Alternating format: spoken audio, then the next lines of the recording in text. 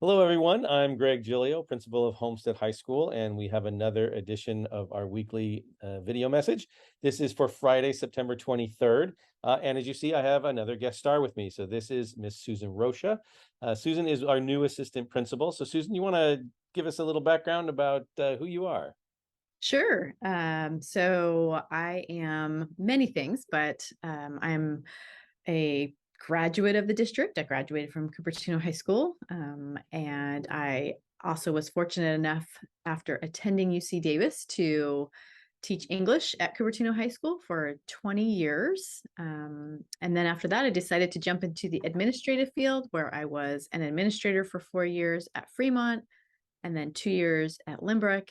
And now I have the good fortune of ending up here at Homestead High School. So I've had a good survey of the district and I've seen just how fantastic all our schools are, but I am really enjoying my time here at Homestead.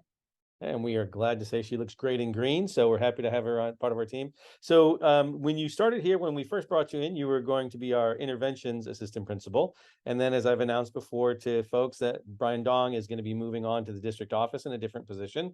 And so you're going to be scooting over into Brian's role. So do you want to tell us a little bit about what that means and what you're going to be looking at and overseeing? Sure. So I have had the great fortune of working on interventions so far for the first 5 weeks of school here, but I'm going to be moving into working with activities and athletics and AP testing. And I actually do have quite a bit of experience. I did activities at both Fremont and Limbrook, and I was active in activities when I was in high school too, as well. So activities has always been something that I've been super passionate about. It's an important part of school and students getting involved. I've also was an athlete, and so I think athletics are an important part of school as well too. And it seems so far to me that Homestead has a great athletic program, and I'm happy to be able to move into that arena and support the many great sports that we have here on campus. I've also seen that there is a thriving AP population, so I know I'll be able to offer a lot of support with AP testing come next May. And, those are just a few of the things I'll be doing, but I think I'm a good fit for all of those categories. Absolutely. And so we have internally hired somebody for the position to replace Susan, who replaces Brian.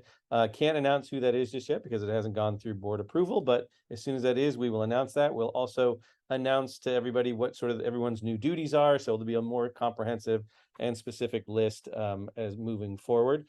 But in the meantime, if people are interested in contacting you either as intervention or is activities athletics, even though Brian is still here. Brian's not leaving until our new person comes in and then you get to replace him. So there's still a little bit of time, but how do people get a hold of you if they have any questions? Well, email is the best way. So my email is on the website, Susan_Rocha at fuhst.org. Also, you're welcome to call as well too. I love talking to people on the phone. I've only had the phone number for a couple weeks, so let's see. 408-522-2509 is the phone number that you can give me a call at. Yeah, happy to help with any intervention needs and hear ideas about athletics and activities, or just you want to chat about how great Homestead is. I'm happy to hear that. Or maybe you want to mention that you too are a Hello Kitty fan. There you go. I was wondering if you're Possibility. going to get that in there. So anyway, welcome to Homestead. Thank you for picking up the many hats that are out there and contributing to the overall great stuff that goes on here at our campus. So I'm glad folks had a chance to meet you here. So I'm going to let you go after this, and we're going to jump into announcements. But thank you, Miss Rocha, for joining us. Thanks for having me. Bye. So starting off our information part of the weekly video messages. Again, this is for September 23rd. Moving to our shout outs and recognitions. Just one this week. And that was for our Chinese teacher for being awarded a Best New Teacher from the Chinese Language Association of Secondary Elementary Schools. So congratulations, G. That's an amazing accomplishment. And again, just representative of some of the great teachers we have here on campus and a really wonderful language program. So congratulations to her on that award. We had, again, this is a pretty smart, I didn't get a whole lot of entries this week. But there was one this one was sent to me actually as saying, can you please respond privately? But there was no email or name, so I couldn't respond. So if that was you, please resend another one and give me your name and I'll send you the information. But for those people who were interested, this person was looking for the PowerPoints from the parent orientation night that was held in August. This was for our incoming parents and looking on how to get back to school teacher videos. And so the PowerPoints for the pop night, that's what we call the parent orientation night, were not posted because a lot of times the information gets outdated very, very quickly. So we don't tend to keep it up there. But I do have them if you want them. And again, if you were this person or somebody else and you just want to see them, happy to send those out to you. The individual back to school videos are available on your students' teachers' Schoology page. So you just, if they have, Miss Smith as their English teacher, they go to Miss Smith's Schoology page, find that link, watch it. If for some reason they've taken the videos down and you can't find it, just email that teacher and ask to see their videos. They should be still available or still at least able to email them to you. Wanted to throw some information out about tutorials. There definitely are some information or some confusion about a few things, so I wanted to clear that up a bit. We are hitting the 5th week of school, so we've definitely been cracking down on tutorial violations. And what that means is kids who are trying, actively avoiding to not go to class or cutting tutorial or coming late to tutorial, those kinds of things can be given a detention. And so we've been giving out warnings. We've been telling people, we've been announcing it. And so we're at a point though where people should know at this point. And so to be clear, tutorial is mandatory for all students. It doesn't matter if you don't have a period before or after that particular, you don't have a class before that tutorial period or after the tutorial period, you need to be here for that time. It does count on our instructional minutes, so you need to be here at that time. So if you're found coming in late, you're saying, oh, I slept in, I didn't feel like going, or I'm leaving campus, I'm going to 7-Eleven because I don't want to be here for tutorial, you're going to get a detention. And as you continue to get those violations, if you get more and more, those consequences will go up. To be clear about tutorial, every student must be in a classroom working on primarily academic work, working with teachers, that kind of stuff. It could also be taking part in presentations. It could be doing some silent, quiet reading, working on some mental wellness activities that we have posted around school. There's a lot of different things that they can be working on, but they need to be in class, in tutorial. They get to choose where they go as long as they're somewhere and they're doing so appropriately. That would be great. Brings us to traffic reminders. Normally at this point of the year, I start to see an improvement in traffic, but I really am starting to see some even worse behavior out there. I'm not sure what's going on. But again, ask you folks to please be patient when you're coming to school. Leave yourself plenty of time. Think of others that are out there. We don't want you to do anything rash and getting anybody hurt.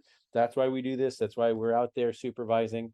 But I have to say, I've had a bunch of students coming to me to complain about the parents who are blocking access to parking spots in the student lot. They maybe are dropping their kids off and they kind of stop right there in the middle of the lane and kids can't get around. Or when the parents are exiting out of the parking lot, they're kind of in a way where kids can't get around to get into that middle lane to try and find a parking spot. So if you could if your parents, if you could think about moving over to the left there to allow those students to do that. We will be setting up some ropes and chains and a sign to help make that a little bit obvious. We had that last year. Someone stole our sign, so we're trying to get a new one and put that together. So again, just if you're dropping off students in the student lot, please pull over to the left as far as you can to allow kids coming on the right to get into that middle lane. While I was actually out on the horseshoe this week, in one day I saw almost 3 different bikers almost get hit from Homestead parents who are either turning into the horseshoe, from turning left into it, or turning right. Please, please, please. All these bikers were not our students. They were community members. They were biking on their way to work. So please be aware that there are bicyclists and pedestrians and those kind of folks that are going in those areas, and we really need to make sure we are paying attention because we don't want anyone getting hurt. Again, those green lanes, that really does mean that bikers have the right of way. You need to stop or not get in their way if they're right there. Where it starts to get checkered or dotted, you are allowed to start to merge through there. That's like right at the entrance, but you do have to give the right of way to the bikers. So please make sure you're paying attention to that. I also got a report from a parent about two kids on bikes colliding, and they both got knocked down, and one, fortunately weren't really hurt, a couple of scrapes and scratches kind of thing. But one of the students got up and biked away, basically as a hit and run. And so, we need to be really aware that if you get into an accident, you need to sit down and exchange information, make sure everyone's okay.